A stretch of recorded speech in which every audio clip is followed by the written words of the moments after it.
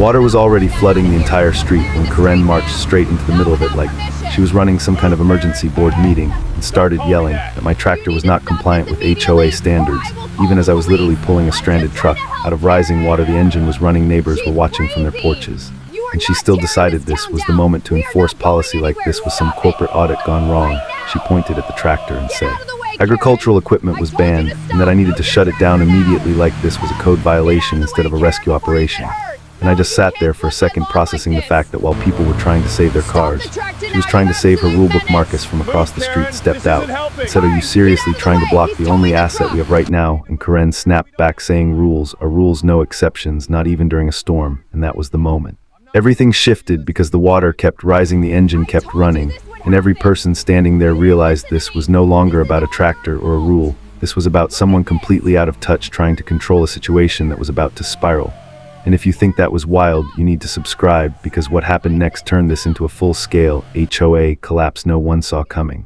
I stayed on that tractor, engine running, hands steady on the wheel, while Karen kept talking like she was leading some compliance review instead of standing in the middle of a flooded street. And in that moment, everyone out there knew exactly who I was without me saying a word.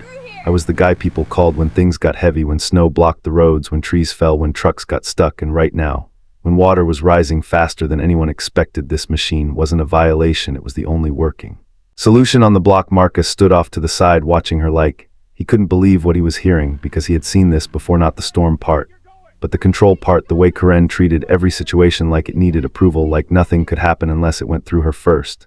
And she doubled down again, saying this equipment was not authorized, and that I was creating liability exposure, like she had just dropped some legal buzzword to shut everything down. And that's when people started reacting differently. Neighbors weren't just watching anymore, they were stepping closer, because now it wasn't about policy, it was about common sense, and the gap between those two things was getting bigger by the second, and I could see it on every face out there. This was about to turn from a rule discussion into something way more serious, something that wasn't going to end quietly for her or for anyone watching this unfold. The rain kept hitting harder, water climbing over the edges of the road, while I stayed on the tractor, engine steady and ready to move again, because two more cars were already stuck further down the street, and everyone out there knew time was not on our side. Neighbors stood under umbrellas, watching the situation unfold, not like spectators anymore, but like people trying to figure out if things were about to get worse. Karen was still talking, still pushing the same point about compliance and violations, like she was reading from a script that did not match the reality happening right in front of her. Marcus shook his head slightly like he had seen this pattern before, someone choosing control over common sense, and a few neighbors started calling out saying, "Forget the rules, just move the cars." But Karen cut them off, saying this was exactly how standards break down, one exception at a time, like she was giving a corporate speech in the middle of a flood. And that was the moment the energy shifted completely, because people stopped listening and started deciding for themselves what actually mattered. I looked down the street at the rising water, then back at Karen, standing in front of the tractor like she expected everything to stop because she said so. And in that moment it became clear this was no longer just about helping neighbors or clearing the road. This had turned into a standoff between action and authority.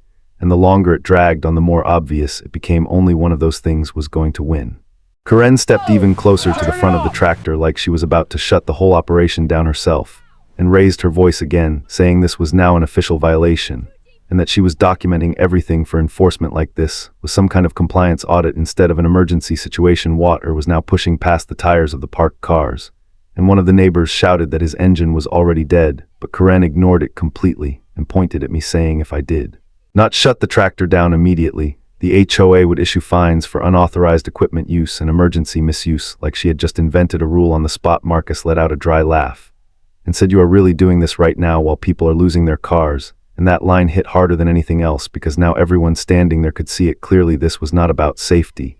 This was about control. Karen doubled down, saying rules exist for a reason, and that if she allowed this, then everyone would start breaking guidelines whenever they felt like it. But the problem was nobody was buying that anymore. The storm kept getting worse, the water kept rising, and the only machine capable of actually helping was sitting right there idling while she argued policy.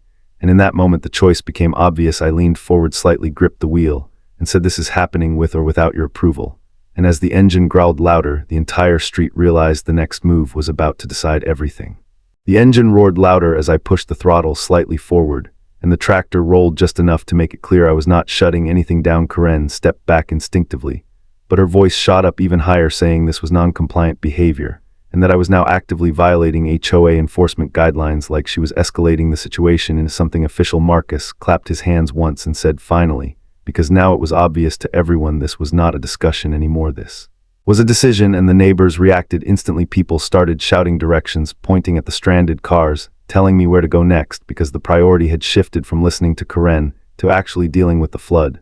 One neighbor waved his arms, yelling his truck was about to stall completely, and without waiting for another word, I turned the tractor and drove straight past Karen, the water pushing against the tires as I moved forward, and for a second she just stood there stunned like she had lost control of the entire situation in one move. But then she snapped back, pulling out her phone, saying she was calling this and reporting unsafe operation and emergency violations, like she was trying to escalate it to the next level. Marcus shook his head and said, "Go ahead, make the call, because right now nobody here is buying what you're selling." And that line hit harder than anything because the entire street was now working together, cars getting pulled out, people moving to higher ground, and Karen standing there on the side, realizing that for the first time nobody was following her script. And Karen stepped off the road, dialing her phone fast like she had just switched into escalation mode, and started speaking loud enough for everyone to hear, saying there was unauthorized heavy equipment operating in a residential zone, creating risk and violating emergency safety protocols, like she was pitching a crisis report while the rest of us were trying to deal with an actual crisis. Marcus laughed under his breath and said, "She really going full compliance mode right now." And that was exactly what it felt like, because instead of backing down, she was doubling down, trying to turn the situation into something official, while I kept moving the tractor through the rising water, pulling another car free. As people cheered and rushed to move it out of the way, neighbors started ignoring her completely, focusing on getting things done. One person grabbed ropes, another started directing traffic, and suddenly the entire street turned into a coordinated effort that had nothing to do with HOA rules. Karen ended the call and immediately started taking photos of the tractor, the water, the cars, like she was building a case in real time, saying this was all being documented for enforcement action and potential fines. And that word fines triggered something in the crowd, because now it sounded like she was threatening people while they were trying to help each other. Marcus stepped closer and said, "You really about to fine people for saving their own property?" And that question hung there for a second, because even Karen seemed to realize how bad it sounded. But instead of backing off, she said, "Actions have consequences." And that was the moment everyone understood this was not going to stop with one warning. She was committed to pushing this as far as she could, and that only made what was coming next even more inevitable. Karen was still standing near the curb, holding her phone up like she was building a case. But something shifted the moment Marcus walked back toward his house and came out holding his own phone with a look that said he had just connected a few dots.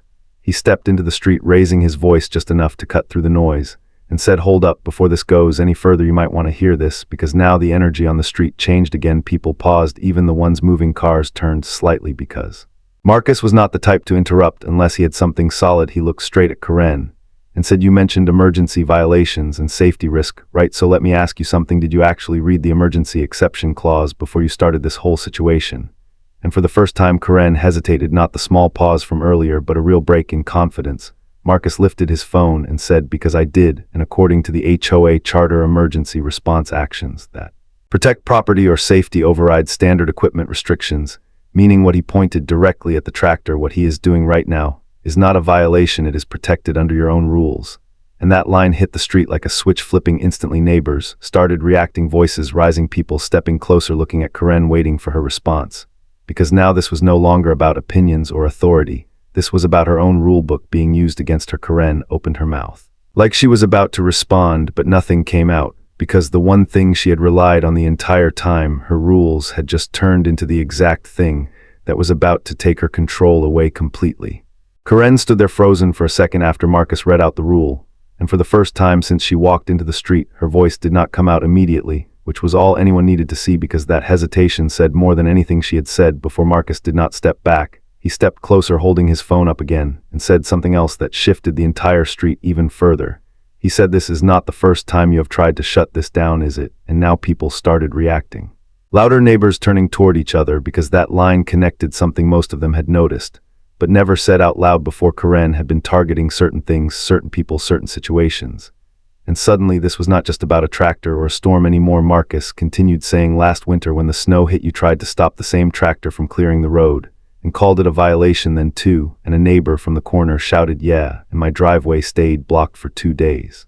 Because of that." And now voices started stacking up one after another, people remembering moments where Karen had stepped in not to help, but to control situations that did not need control. And the pattern became impossible to ignore. Karen tried to interrupt, saying this was about maintaining standards, but the crowd was no longer buying that explanation because now it looked different. Now it looked personal, like she was not protecting the neighborhood, she was protecting her authority, and the more people spoke up, the clearer it became. This was never about safety or rules, it was about making sure everything went through her, and nothing happened without her approval. And standing there in the middle of a flooded street, with neighbors calling out past incidents, and the rulebook already turned against her, Karen was no longer the one in control of the story she had started. And that realization hit harder than anything else, because once people see the pattern, they never unsee it, and what she had been doing for months was now fully exposed in front of everyone. The moment the crowd started speaking over Karen, something inside the situation flipped completely, and you could feel it in the way people stopped waiting for her approval and started backing each other. Instead, Marcus stepped forward again, but this time slower, more deliberate, like he knew exactly where this was going, and said, if you're going to enforce rules, then you better enforce all of them, and not just the ones that give you control. And that line hit hard, because now it was no longer just about what she did, it was about how she did it and who she chose to do it to. Karen tried to regain ground, saying the board had authority to act in the best interest of the community, but Marcus cut in again, saying selective enforcement is not authority, it is a violation. And now the tension shifted from emotional to serious, because those words carried weight. Neighbors went quiet again. But this time it was not confusion, it was a tension, like they were realizing this had just moved into territory Karen was not ready for. Marcus lifted his phone again and said, everything you just did is being recorded, the threats, the attempt to block emergency action, the misuse of authority during a declared weather alert, and now you're standing here after your own rules were read out loud, still trying to push enforcement that you do not legally have. And that was the trap closing. Because suddenly, this was not just a street argument, this was documentation, this was evidence, this was something that could leave the street and go somewhere Karen could not control, and you could see it on her face the moment she realized this was no longer something she could talk her way out of, because now every person standing there was not just a witness, they were part of the record. And once that line is crossed, the outcome is no longer optional, it is inevitable. The street went completely silent after Marcus finished speaking. And for the first time since the storm started, the sound of the rain felt louder than anything else. Karen stood there holding her phone, but no longer recording, no longer speaking. Because the situation had moved past her control. Neighbors were no longer looking at her like an authority figure, they were looking at her like someone who had just crossed a line. She could not step back from one of the neighbors whose truck had just been pulled out. Stepped forward and said, you tried to stop help during a flood, and that line landed heavy, because it was simple and impossible to argue with. Another voice came from behind saying, and you threatened fines while people were trying to save their property. And now the pressure was building from every direction, not loud, not chaotic, but steady, like the entire street had reached the same conclusion at the same time. Marcus lowered his phone slightly, but kept it visible like a reminder that everything happening was still being captured. And then he said one final thing, calm but sharp, this is not about rules anymore, this is about accountability. And that was it, that was the moment everything shifted completely. Because Karen looked around at the neighbors, at the tractor, at the cars still being moved, and realized that nobody was waiting for her decision anymore. Nobody was asking for approval. Nobody was even listening. The authority she walked in with had completely disappeared, replaced by something she could not control. And as she slowly stepped back toward the sidewalk, the space she left behind was instantly filled by people working together, moving vehicles, directing each other, taking action, while she stood there with nothing left to enforce. And in that moment, the entire neighborhood saw something they had never seen before, the end of control that had gone unquestioned for far too long. The storm eventually slowed, but the energy on the street did not go back to what it was before, because something had changed in the way people looked at Karen, and the way they responded to her presence. She no longer stood in the center of attention. She stayed near the edge of the sidewalk, quiet, watching while neighbors continued helping each other without asking for permission. The tractor kept moving, cars to higher ground, ropes were passed from one driveway to another, and for the first time no one was looking toward her for direction. Marcus spoke casually with a few neighbors, like the situation had already been settled. And that shift said everything, because the control Karen once had was no longer part of the environment. It had been replaced by something stronger, people trusting their own judgment instead of waiting for approval. Karen eventually lowered her phone completely. No more recording, no more threats, no more warnings, because there was nothing left to enforce. The rules she had relied on were no longer working in her favor, and the people she expected to follow them were no longer interested in listening. As the last stranded car was pulled clear and moved out of the water, the street slowly returned to a sense of calm. But it was a different kind of calm, one built on what everyone had just witnessed. Neighbors began heading back to their homes, talking quietly about what had happened, and Karen turned without saying anything, walking back toward her house, not defeated in a dramatic way, but in a quiet, undeniable way, the kind That happens when authority disappears in front of everyone, and there is nothing left to hold it up anymore. By the time the rain stopped and the street cleared, the story had already settled into something bigger than just a storm or a tractor. It had become a reminder of what happens when control is pushed too far and finally meets resistance. Because in that moment when Karen tried to stop, the only solution that could actually help the neighborhood people saw the difference between rules and reality. And once that line became clear, everything changed. Nobody argued, nobody shouted, nobody created chaos. They simply stopped following something that no longer made sense and started doing what actually mattered. And that shift was enough to break something that had gone unquestioned for a long time. The tractor parked back in the driveway. The street drained, the neighbors returned inside, but the understanding stayed with everyone who stood there that day. Sometimes authority only works because people allow it, and the moment they stop, everything changes. And if you enjoy stories where people stand their ground and flip the situation completely, make sure you like this video, subscribe to the channel, and drop a comment below, because chances are you have seen something like this happen in your own neighborhood. And stories like this remind everyone that common sense will always win when people decide to use it.